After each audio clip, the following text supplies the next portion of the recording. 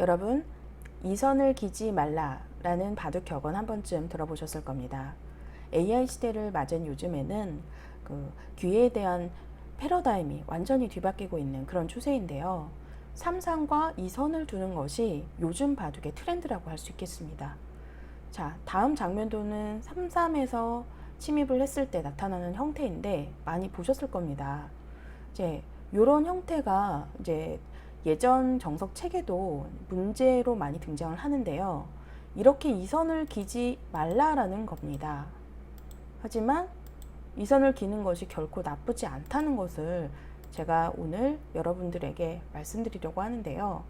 자, 이렇게 이선을 여러 번 밀어놓고 귀를 잡을 수가 있기 때문에 이렇게 두는 것이 훨씬 더 실속이 좋다는 거죠. 하지만 예전에는 이렇게 두면은 왠지 좀 치사하다, 외세를 빼앗겨서 이 결과는 별로다, 이제 이렇게 평가를 했었는데요. 하지만 AI 시대에서는 찍어보면 다 나오죠. 이렇게 두는 변화를 알려주고 있습니다. 여기까지가 릴라제로가 알려준 변화인데요. 자, 여러분들 보시면은 깜짝 놀라실 겁니다.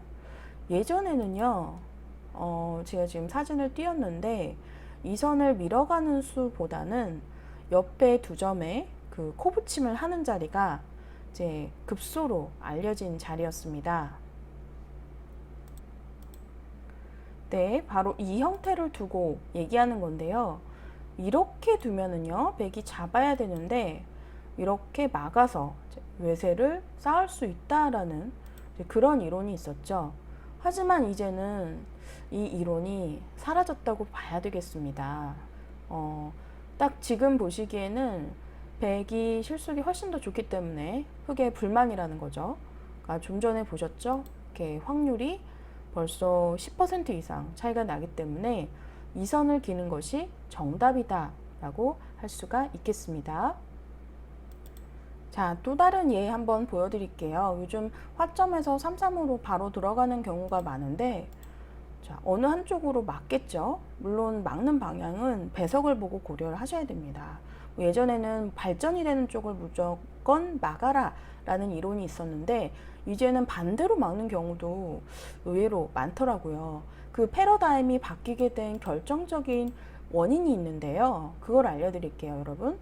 여러분들 아마도 이렇게 제쳐 이어서 완성하는 것까지가 정석으로 알고 계실 겁니다. 하지만 이렇게 두는 것은 백이 마지막에 이렇게 젖혀 이은 교환이 굉장한 손해라는 거예요.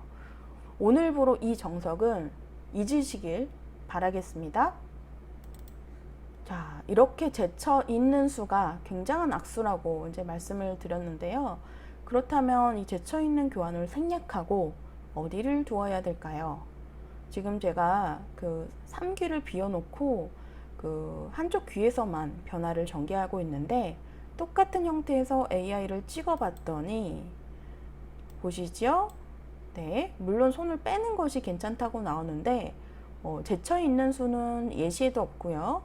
이 선을 기는 것이 전혀 문제가 없는 한 수라는 거죠.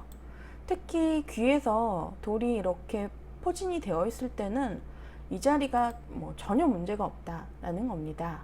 이렇게 밀어두고 손을 빼서 다른 곳을 전개하는데 보시면은 흑의 세력이 나중에 얼마든지 이런 활용으로 견제가 되기 때문에 세력보다는 백의 실속이 좋다는 거죠.